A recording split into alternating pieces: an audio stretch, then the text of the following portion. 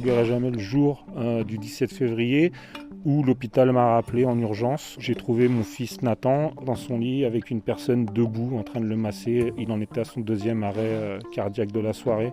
C'est la dernière image que j'ai de mon fils. Au départ, j'ai vraiment eu un sentiment de culpabilité parce que j'ai nourri mon enfant, je lui ai donné cette pizza. J'ai eu le sentiment d'assassiner mon fils. Moi, j'ai fait des enfants pour en prendre soin. J'ai pas fait un enfant pour qu'il soit mort à 8 ans en fait. Ça fait depuis le 18 février que mon enfant est parti. Tous les jours, je trouve la force de me lever, mais c'est pas facile. Aujourd'hui, on est dans le pays où, quand il y a des enfants qui meurent parce que des industriels ne respectent pas les règles, on ne fait rien. Monsieur Véran n'a rien fait. On attend tous qu'ils prennent la parole et qu'il arrête de se défiler et que des sanctions soient mises à l'encontre des industriels qui ne respectent pas les règles. Prendre position pour qu'il y ait des actions fortes et que tout ça n'arrive plus en fait.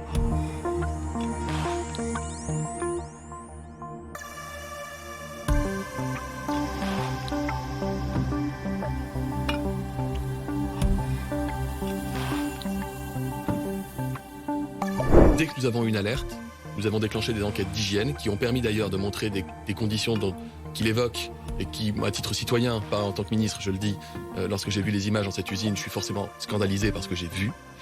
Les lignes de production des pizzas ont été immédiatement suspendues, c'était le 6 avril. L'usine de Caudry dans le Nord ne peut plus fabriquer des pizzas. La justice a été immédiatement saisie. Une perquisition a eu lieu dans les locaux de l'entreprise. Et la justice devra aller maintenant mener son enquête. Je le redis, mourir à cause d'une pizza, on a le droit à la sécurité alimentaire dans le pays. C'est une sécurité de base. Et encore une fois, je m'associe pleinement à la douleur, à la détresse de cette famille.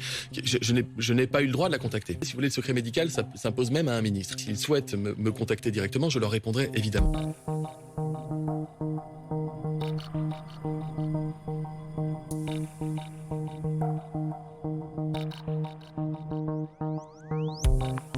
Évidemment, ils sont soulagés qu'un ministre, un membre du gouvernement prenne enfin la parole sur cette affaire, mais ce qu'ils veulent, c'est surtout des réponses à leurs questions. Il y a beaucoup de questions qui restent sans réponse, notamment sur l'usine qui produisait les pizzas incriminées, l'usine de Caudry dans le Nord.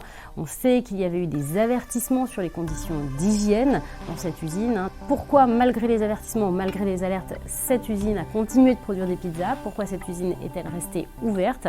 Eh bien, les familles des victimes aimeraient des réponses à ces questions.